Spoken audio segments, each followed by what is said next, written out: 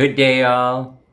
So today's video, I want to talk a little bit about how you get a doctor's appointment in the Philippines, how you see a specialist, because we've been putting it off for a while. One of the reasons that Ma'am and I, we rented the apartment here in Lahug, Cebu, was so that we could be near Doctors Hospital, Doctors University Hospital, and Chunghwa Medical Center. Two of, I'd say, 4 or 5 of the best hospitals that the Philippines has to offer.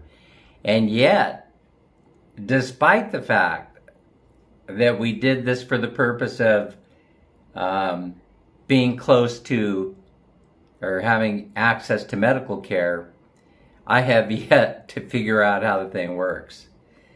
So we woke up this morning and we decided, yeah, let's go ahead and head down to Doctors University Hospital there, Cebu, to figure out how this whole thing works in the Philippines. And then I could do a video and offer it up to my friends. So what we ended up doing is we ended up walking from Lahug all the way down to Cebu's Doctors Hospital. Hi everybody, Ma'am and I, we made it all the way down here to Cebu Doctors University Hospital. We were just kind of curious to see if we could walk from our apartment in Lahug down here to Cebu Doctors University Hospital. Turned out it wasn't so bad at all. We stopped off for lunch at Jollibee, continued on our journey, and we made it. It was about a 30-minute walk from the condo, almost a straight shot from where we live. It would have taken 15 minutes by Jeep, 9 minutes by taxi, and walking. It took us about 30 minutes, but we had a break in between. We took a half-hour, 45-minute break in the air-conditioned Jollibee on the way down. But here it is, right across the street, Cebu Doctors University Hospital. We're going to go on inside, see what all we have to do in order to get an appointment. We went inside, and I wanted to videotape all this, but I felt a little bit uncomfortable because the security officers inside were keeping a close eye on me. So anyway, we go in there to reception, and I tell them that I want to see if I could get a consult with the Interventional Radiologist. And they say, what's that? Did some online search. I already pulled it up on my phone. And I showed it to him, saying, you have an interventional radiology department. From what I understand, one of the best in the country. And he goes, oh, I see. And he consults with a fellow clerk, and they say, yeah, it's right over there. Just make your way over to that office over there. They're going to be able to help you out. So Ma'am and I, we scurried on over there. It was actually only about 10 steps. 10 steps, and we were in the radiology department. I go inside there, and I start talking to the receptionist. There was a receptionist there, not behind glass or anything, just right there. And she says, can I help you, sir? And I said, yes. I'm looking for an interventional radiologist who has done PAE before. PAE stands for prostate, artery, embolization. And without going into too much detail, it's basically a procedure where you go through one of the main arteries that leads up into the prostate, and they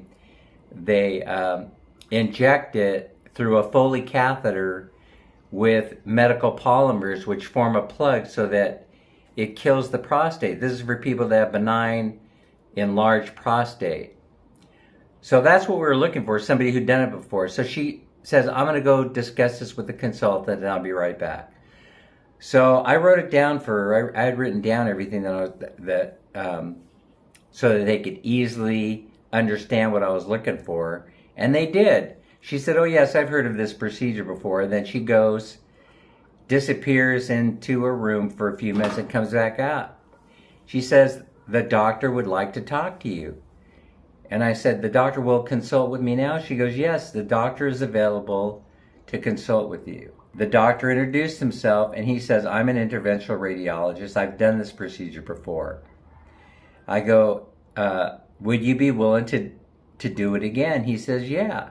You'll go see the internist, you'll ask him for a referral to urology, and then the urologist will give you his spiel, but most importantly, they'll do all the lab work. So lab work involved in this prior to you going and getting the interventional radiologist interested in doing something is they've got to have an MRI, sometimes a CT scan, a sonogram, a blood test, which includes your PSA test score. Most men know what this is. And then they determine whether there's a possibility whether you would have prostate cancer or is it actually enlarged prostate, benign. Anyway, I'm already boring you with detail. I could tell. So anyway, we were able to go back to reception, and I told him what the doctor said, that I have to follow these protocols, but he's willing to do this procedure. They were thrilled. And by the way, I already had gotten an estimate of cost for the procedure and the doctor's fee for $3,600. They give us a referral to internal medicine. I get over there and I see the doctor. Oh, I missed a step. By the way, meant to tell you, the consult didn't cost me a thing. He saw me for free. So what happens next? From the time we were referred to the internist and the time we made it over to his office, which was, I think, on the 3rd or the 4th floor, it was all of about a half hour where we were sitting for the consult. I told the internist what was going on, and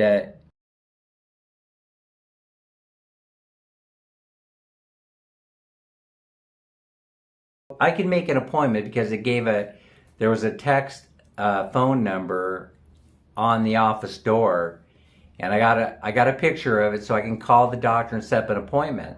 And I most likely will do that. So I'll go to the urologist appointment, or I'll find another urology clinic and I'll take the referral with me and then order up all the lab tests. But what I may do is get a list of the protocols to see if I could do the lab work myself. Then go back to the interventional radiologist and present all the detailed information, all the lab results, to see if he will go ahead with the procedure based on those lab results. I'm not in a hurry to get any of this stuff done, but I think I better be in a hurry because I ain't getting any younger. And in the event that it's prostate cancer, then you just have to wait and see. I've had these tests done before, and the consultant in Sacramento had said that likelihood of having prostate cancer is very, very remote. No, there's no way I'd be doing biopsy. I'll take my chances with dying from cancer. That's my plan. I'm going to try and work through it. Total costs for seeing the internal medicine doctor and getting the referral, 200 pesos, which is less than $4. There you go. No charge at all going into the hospital and talking to reception, filling out little informational paperwork. No charge at all going in to see the interventional radiologist. That's great. Less than $4. Got the referrals. I don't know how much the urologist would have charged. I'm thinking something like $10. I'm not sure, but we'll get that information for you as it happens. And I'll post it online someplace or make a video out of it. Okay, well, it's been fun. 50% of men suffer from this. So if you're suffering from this, it sucks to be you. We'll talk to you guys soon. See you in the next video. Bye-bye.